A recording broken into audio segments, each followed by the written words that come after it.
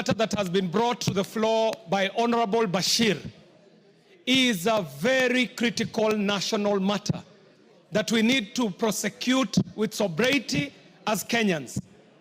Mr. Speaker, there is no member who would rise on the floor of this House to support atrocities by any uniformed officer against our citizens. And in fact, we are not here to say whether the Kenya Army or the Kenya Defense Forces have done right or done wrong, because it is not in our place to judge them. However, Mr. Speaker, it is not lost to my mind that in the last parliament, Mr. Speaker, this House declined to assent to the renewal of the terms of service and the terms of training of the British Army Training Unit in Kenya, the Batuk. Mr. Speaker, when we refused to sign up and regularize Batuk's presence in Kenya, we took a hitting as a House, Mr. Speaker. But in this 13th Parliament, the Parliament has been able to pass that British Army Training Unit in Kenya can practice and train on our mother soil, Mr. Speaker. However, that was not without a rider. This House put a rider, and the rider was serious, Mr. Speaker. The rider was saying that there is no way that a British officer can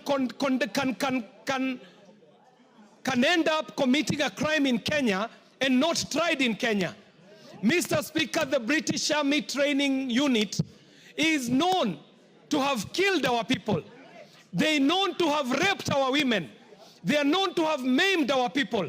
Mr. Speaker, they are also known for serious environmental degradation.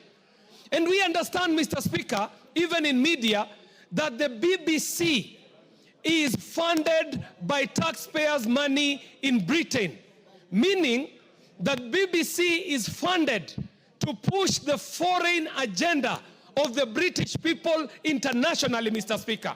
And so we must know, is BBC speaking as a mouthpiece of the government and the people of Britain? Or what is it that the BBC is doing?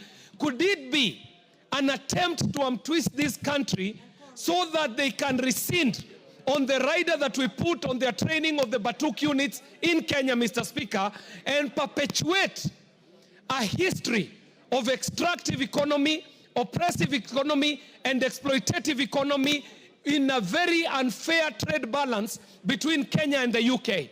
Mr. Speaker, even as we debate this matter, it is not lost to us that yes, there were unfavorable events that took place in the time and the lead up to the finance bill. But Mr. Speaker, that is not what we are debating.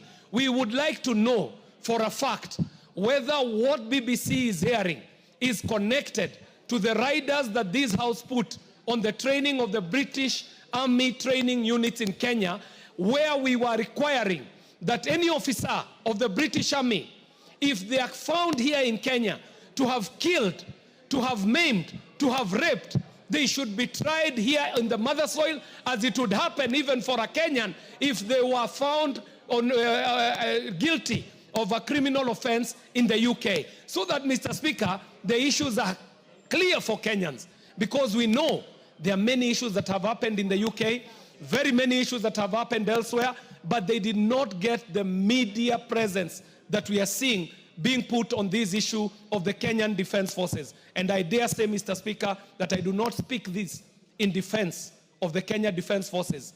I speak this to frame the issues, so that even as we are talking about this issue, we know that there could be an interest that is an ulterior interest being pushed with these media reports, because I know as a media practitioner, there is never a news item that appears on a prominent media station that is an orphan.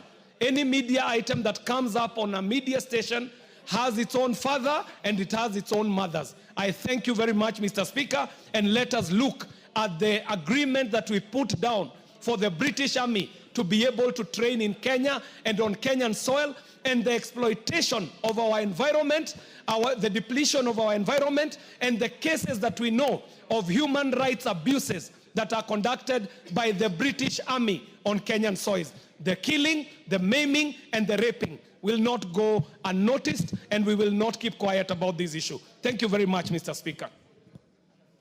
On the same, Millie? Yes, Millie?